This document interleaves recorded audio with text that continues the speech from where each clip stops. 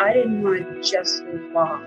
I wanted to be, I had a real drive, a real passion, and a real drive to make a contribution, to make a difference. And I think the drive does that.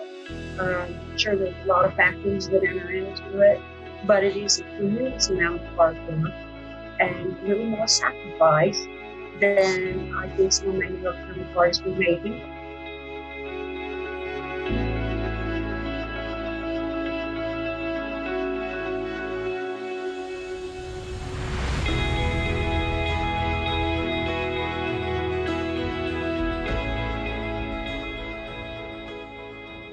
Catedrática emérita de la Universidad de California y fundadora del campo de la comunicación organizacional, Linda Putnam publica a principios de los 80 el libro Communication and Organizations, An Interpretative Approach, un hito en el que reclama de forma pionera la importancia de los enfoques críticos e interpretativos para analizar las organizaciones, aproximación multidisciplinar que ha desarrollado a lo largo de su dilatada trayectoria. Sus aportaciones dotaron de rigor científico a la comunicación organizacional, dominada hasta los años 70 por enfoques prácticos procedentes del mundo de la empresa y la consultoría. La catedrática ha apostado desde sus inicios por intervenir en los entornos organizacionales para que todos los colectivos sean escuchados, y para ello ha abogado por prestar especial atención a las voces silenciadas y al rol de las emociones. Destacan sus aportes en el análisis de cuestiones de género, la negociación, el conflicto o el discurso. Ha recibido numerosos reconocimientos y premios, como el Fellow de la asociación científica más importante en comunicación, la International Communication Association, de la que también fue presidenta. Putnam, quien personifica como nadie el giro interpretativo, crítico y feminista del campo de la comunicación, es una investigadora ecléctica, muy humana, querida y admirada por colegas y estudiantes. You have mentioned the influence of your mom, and in other interviews you have also mentioned that you have had important female mentors, right? Female influences. Do you think this is important for a female researcher to have female mentors, female influences? My mother worked. We had a struggling family. She had to work for it. She really promoted our successes, my brother and I both. She provided me with some opportunities, I think, that made a difference. So I had these little images things back then. Women can carve a path, women can push through. I would say one of my important mentors was my advisor in college, who was a woman. Interesting enough, was a woman who never got her PhD. She was someone who probably got stopped along the way because of the complexity of life or her own kind of difficulties, carving through. But she really pushed through. She saw, you can do this. You can apply for a fellowship. You can go to graduate school. They pay you money. I'll help you. We're going to figure this out.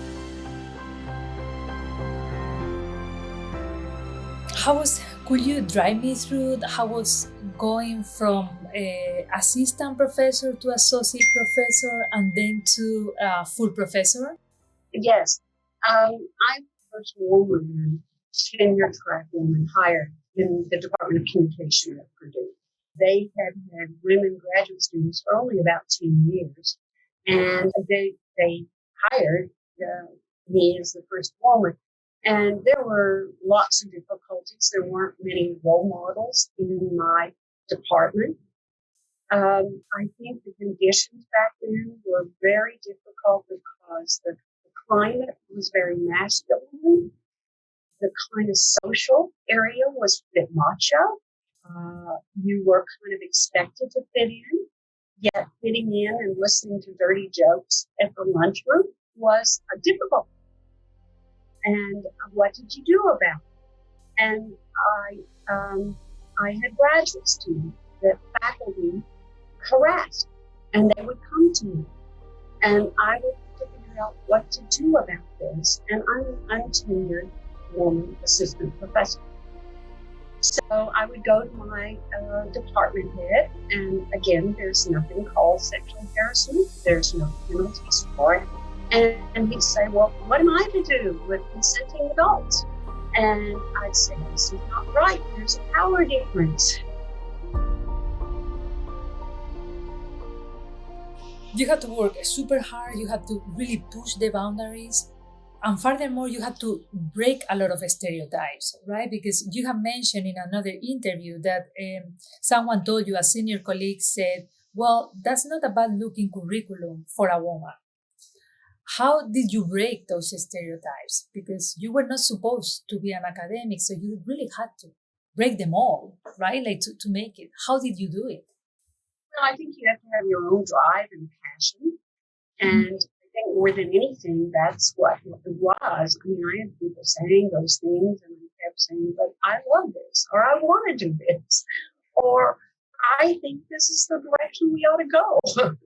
So, I mean, having your own compass is really important, because if you go bouncing in the wind with everything people were telling you, I'm not sure you could move forward in the career advancement or the scholarly advancement you wanted to achieve. So I think having your own compass is really important. And then probably there were voices on the side, whether they were in my department or they were outside, who said, yeah, go for it. You do that. So while there was discouragement on one side, there was encouragement on another.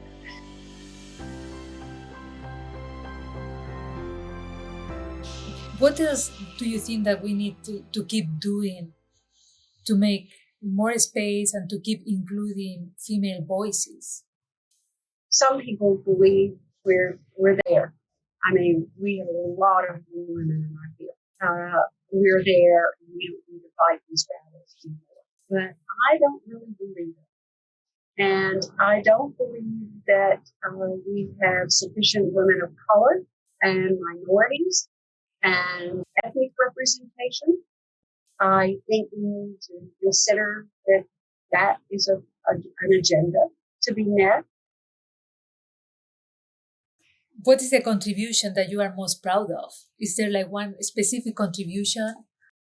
I'm probably the most proud of the interpretive turn, and the success of that have allowed multiple paradigms to either exist simultaneously and be fine, or come together and be inclusive of each other and learn from each other, or in some way actually say the field should be multiple paradigms. It does not need to be a narrow way of knowledge, how we know, or a narrow set of theory.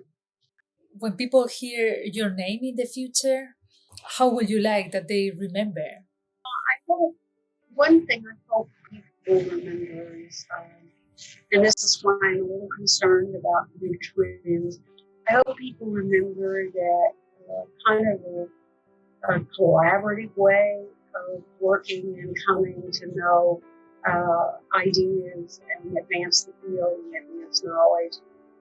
I hope that remains, and that my name, she's one of 4 or 5 scholars that probably wouldn't be real happy with the kind of way we're going, or that they think about that contribution, collaborative knowing, and including, for example, in books, kinds of different perspectives and approaches. And so I really hope that kind of, I become aligned with some of that, and that we see that as a trend for how we might work together as opposed to fight against each other.